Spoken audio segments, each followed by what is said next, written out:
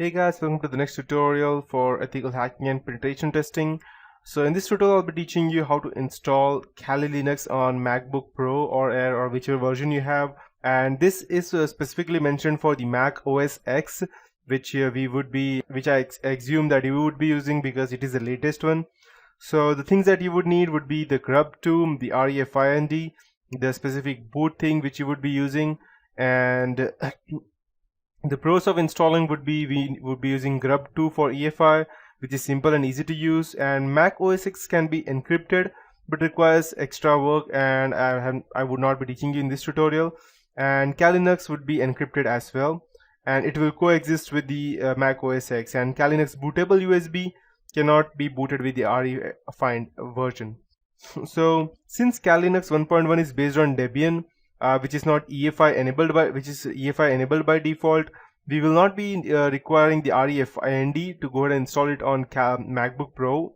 And but still, just in case if you have any older version of MacBook, then you would require, if you have any version earlier than MacBook 2012, then you would require refind. So you can go on the Google on this website. I'll just go ahead and open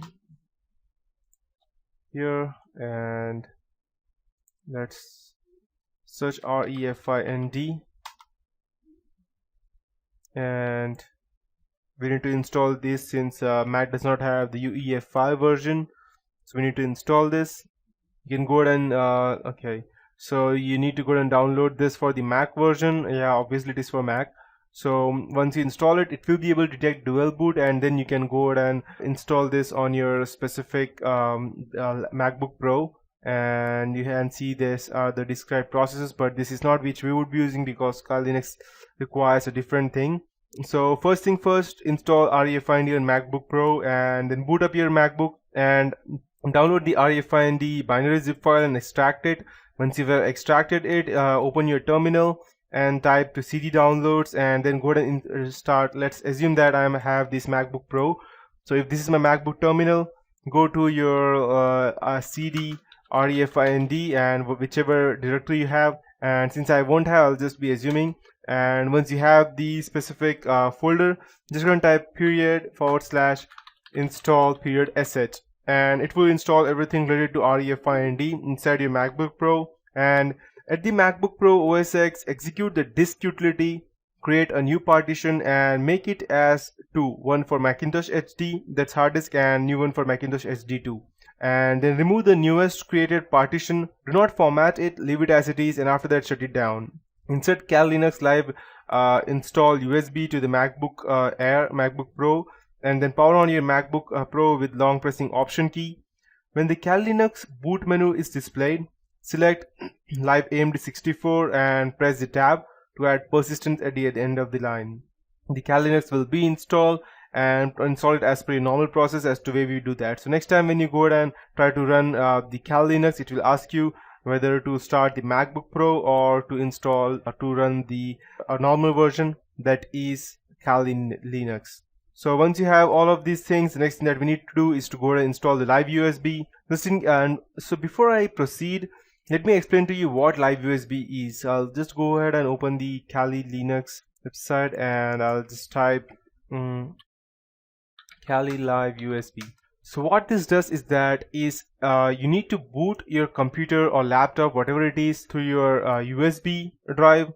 You need to go ahead and make your USB drive bootable for your Kali Linux, and once you have that, you can straight away go ahead and connect it to your computer and run your Kali Linux even without installing it on your computer. So once you could do that, no matter what you do, you will not be there would be no trace of you getting caught, even if everything goes wrong or for any other thing. And just one more thing, if you go ahead and install the live USB, you won't be able to update that unless you go ahead and install the Kali Linux persistent.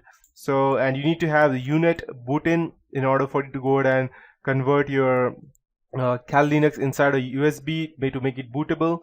Or you can use the Win32 disk imager, which let me show you. Win32 disk imager. If you have a Windows operating system, then you can go ahead and run this Win32 disk imager, which through which you can go ahead and boot your ISO into your USB drive, and you have this on your sourceforge.net. Just download this, install it, and it will run. And as you can see that once it is bootable, you can straight away go ahead and run each and everything. And if you need to make it persistent, there is still a way. Persistent means that you would be able to upgrade, and any changes that you make will be saved in your USB drive. I cannot show you that because I don't have a USB drive as of now, but you can do that. And I would suggest you having a minimum of let's say 16 GB of USB, because a Kali Linux will take approximately a total of 7 or 6 GB of your total space, and remaining should be there in case you need to install anything separately or anything extra. And once you connect it, you will be able to run each and everything related to Kali Linux through that USB. So that is what Kali USB is. So now we know that, let's go ahead and configure the remaining things that we need. So I can go ahead and show you as to the next thing that we need to do is we need to update our social engineering toolkit. It would be, to start that, just type SETOOLKIT. Once you hit enter, it will start, and type yes, enter, it will start. So need to update all the third-party modules and SCT configuration. So just type 3, as you can see that 3 means third-party modules. So you can see we have these two modules over here. To update these things, go ahead and update the social engineering toolkit. That would be 4, and it will go ahead and check all the updates and get itself the latest updates. After that, go ahead and update your SCT configuration, type 5 and hit enter, and yes, we have all the latest updates. The next thing that we would need to do would be to go ahead and update the MSF console. So I need to type MSF console, and we need to go ahead and update that so that, because sometimes what happens is that it's not updated along with your normal repositories. That's the reason we need to go ahead and specifically install that.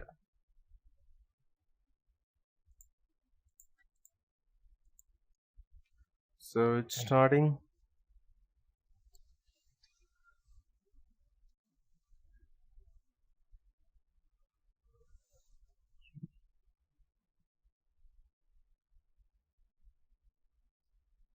It can take a bit of time to start, and the things that we need to go ahead and install would be let's check if we have the LibreOffice over here. Okay, we don't have the LibreOffice. Let me check.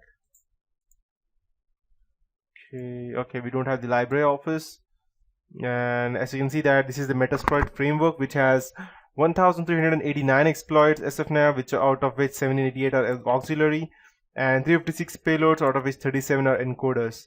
So to update this, which I will be teaching you later on, so first we need to update. So just type MSF update and hit enter, and you can go ahead and expect weekly updates on using this method, because you cannot find such kind of updates on a daily basis, or when you go ahead and type your normal aptitude get install, so, or aptitude get update. So this is one way of doing that. And along with this, we need to install the Java and the Adobe Flash as well. So we'll go ahead and also type apt get install open jre /sdk/ don't remember exactly, let's check. Okay, install Java Kali Linux, and install Adobe Flash, and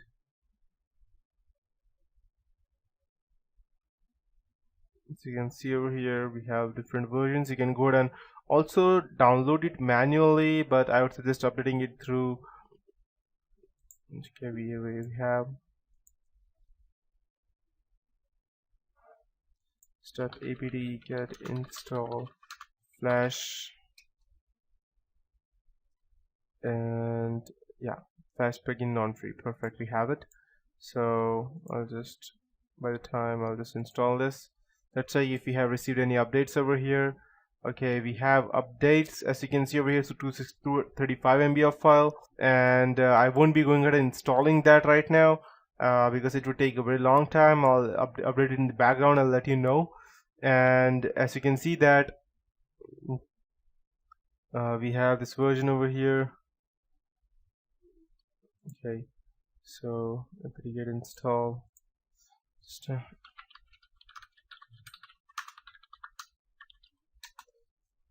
Okay, here we have it. I'll just copy that and paste it over here. apt-get install open jdk -7-jre, and yes, I need to install that. Yes. Okay, I did not press yes. That's the reason it was not able to authenticate it.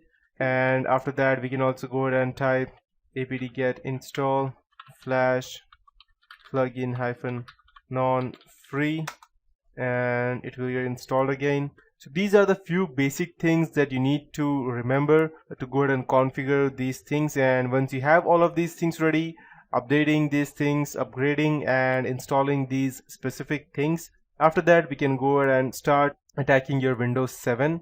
And just make sure that you have all the updates. If you don't, then you will lose one or more important things which you may not be able to run under your computer. So that is it for this tutorial. In the next tutorial, we will be starting with the basic hacking stuff and footprinting and methodology.